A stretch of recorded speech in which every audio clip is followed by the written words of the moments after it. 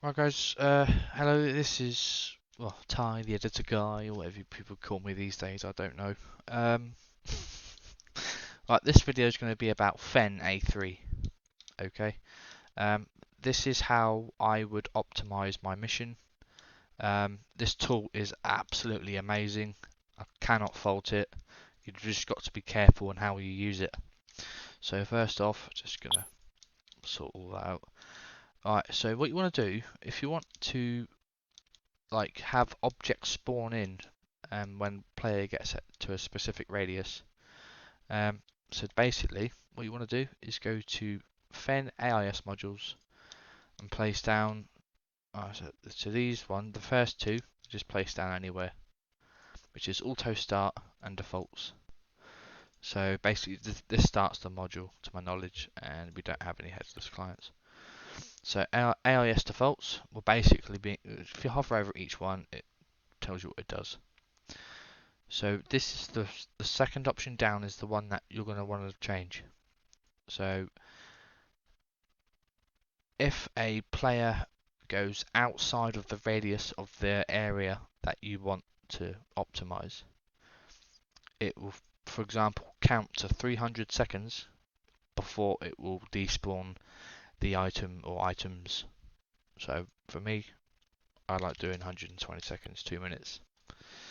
If you do it any less, then you're asking the servers to constantly check whether it should despawn, and if a player's going in and out, in and out, in and out, then it could like despawn, respawn, despawn, respawn, and it could cause a lot of problems, or potentially the servers to go, you know what, I'm going to crash.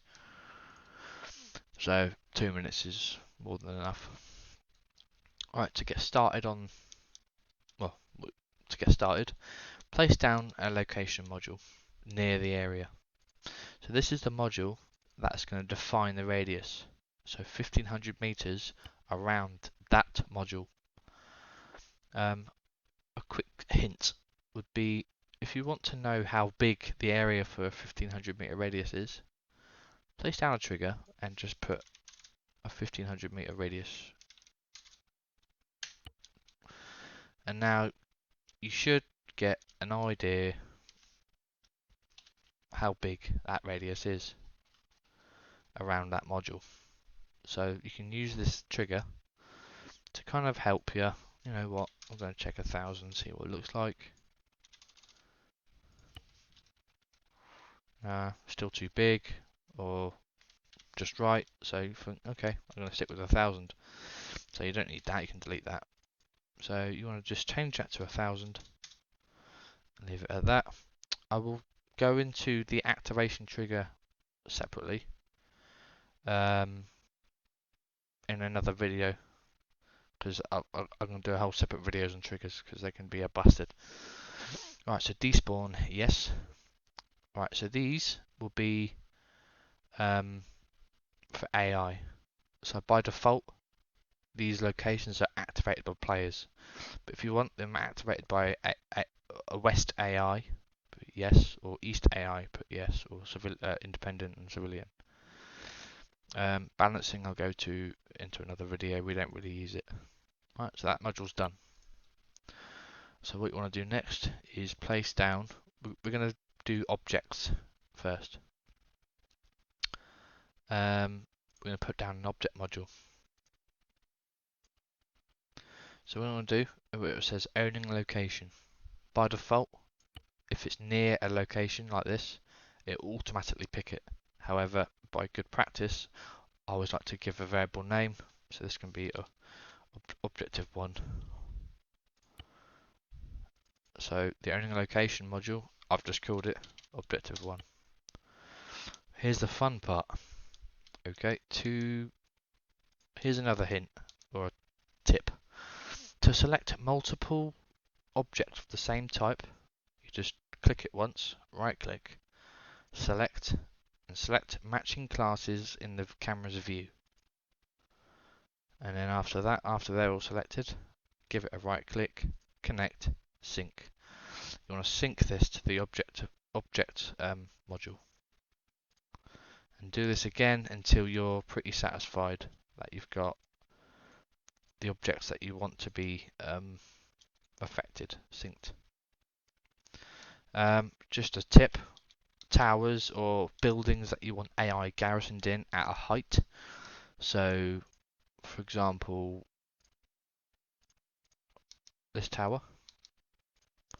If I've got AI on this tower, I do not want this tower to despawn because the AI are going to just fall.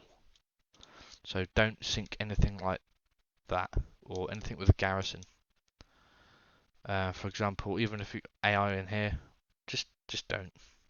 So you can do all the H barriers, all the bunkers, all the little props, all the little nitty gritty stuff.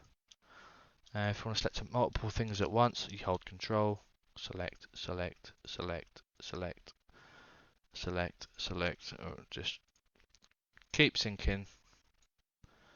Or you can drag, sync to an object, or you can drag all this, sync to an object. Once you're happy, right, you can kind of forget about it. This is only an example. So now what I'm going to do is show you what to do with AI that you want to despawn. So I'm going to show you that I'm going to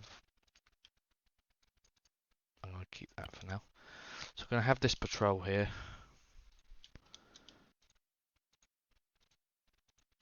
Remember the last waypoint is going to be a cycle.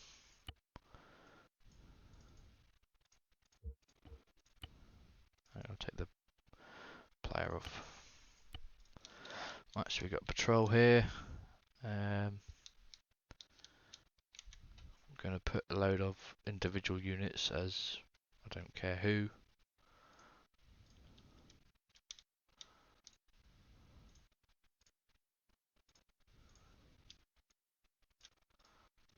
Okay, this is just an example.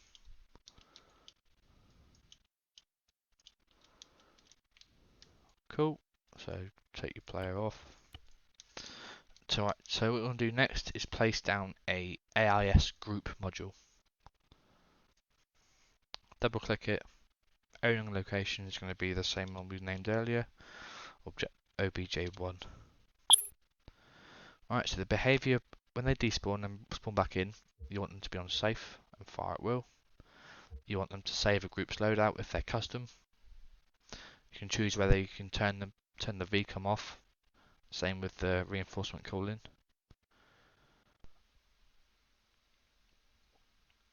Right, you can even make them do a sentry. Group will remain in position until enemy detected within a sentry range or they take a casualty. So, for example, if I set this to 100, this means when a player is over 100 meters away, the AI will remain in position and will not move. If they become within 100 meters, they will try and like move and hunt you. If they take a casualty, then they will automatically start moving. Right, so what we want to do now is this is all you have to do is sync the group leaders to it. So sync to the AIS group.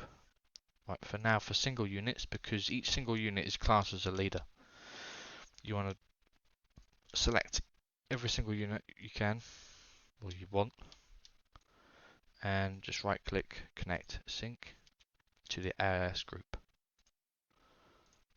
Okay, so we've set this to 1,000 meters, but for testing purposes, I'm just going to demonstrate. I'm going to put it down to 500, and that will bring it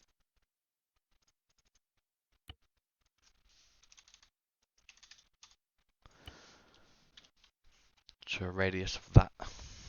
And I'm just going to put a marker down so I know where the border is.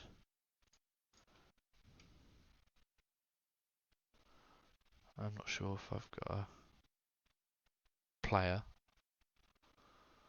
I don't think I have, so I'm just going to put one down. And my bearer here. Just to make sure I'm not going to get shot. I'm also going to... No, I'm just going to show you in... Take control of a Zeus.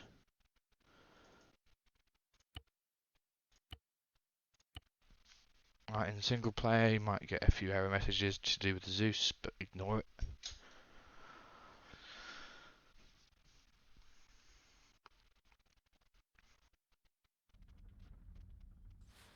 So if you have lots of, oh hello, nice to meet you. So if you have lots of objects on your mission, you might want to consider doing this, especially if it's on maps like Tanoa.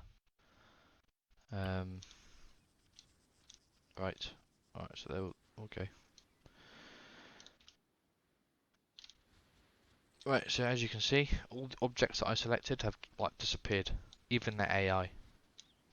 Alright, that's what we wanted. So the server's now not got as many objects on it.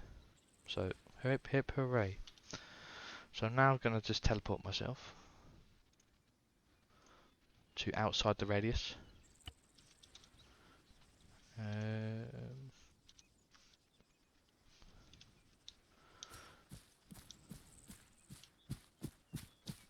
Go back into Zeus.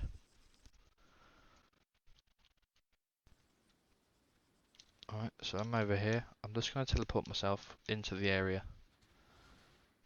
quickly and show you what happens. Well, it's pretty obvious what happens. Right, there we go.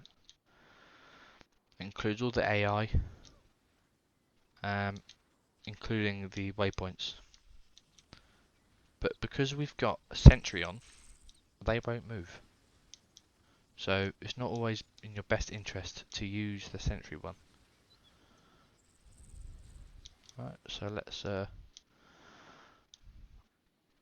that's that bit. Let's get back into the editor. This will be quite a long video because I just want to make sure you kind of get the grasp of this before you kind of dive into it, because you can really fuck a mission up by doing this wrong. You could get to a major objective that players could get in and go, where is everything? And the Zeus go, well, it's supposed to spawn in, I've probably fucked it up. So that could just ruin a mission. So use this with care. Watch this video as many times as you like, or ask me to come into a screen share with you and then I'll double check it. Right, I'm going to turn that sentry thing off because I want them to move. Okay, and I believe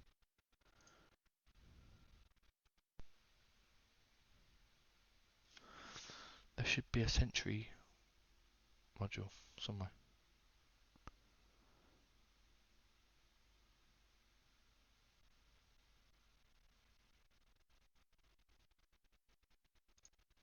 I have no idea what this does. Okay, there's a lot of nice little modules here. I'll go into them separately. Alright, so the sentry thing is only in the AIS group. Just double checking. Yeah, it's going to be. Or, yeah, it looks like it. But what you can do is you can have multiple AIS group modules synced to the same location module. So for example,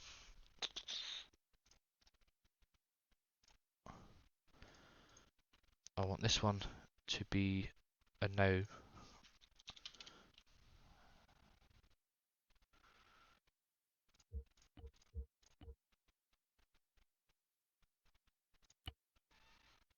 Right, so these are going to be on sentry, yes, at 200 meters. This is not going to be on sentry, so I'm going to sync these guys to this new one. Alright, so I'm just going to test that quickly again.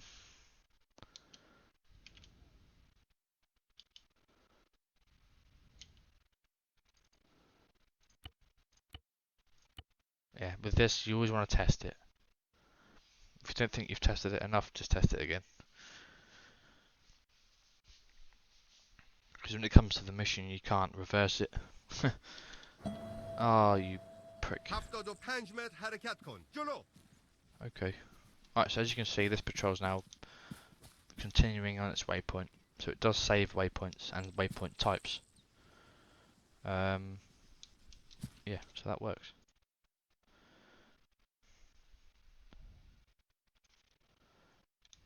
Right, so what's next? So you can do it on multiple areas. Mainly do it on built-up areas, or if it's got a lot of AI, you can despawn a lot of it. Or if you've got a shitload of objects and like the misc shit like this, like the boxes and the pile of junk and the sandbags, you don't need to be on the mission. If this objective is right at the last, despawn as much as you can without affecting it, because obviously the players don't need it until they kind of get there. So that might conclude this video. If I've forgotten anything or I've not made myself clear on something specific, put a comment in the below or message me privately on Discord. Yeah, thank you.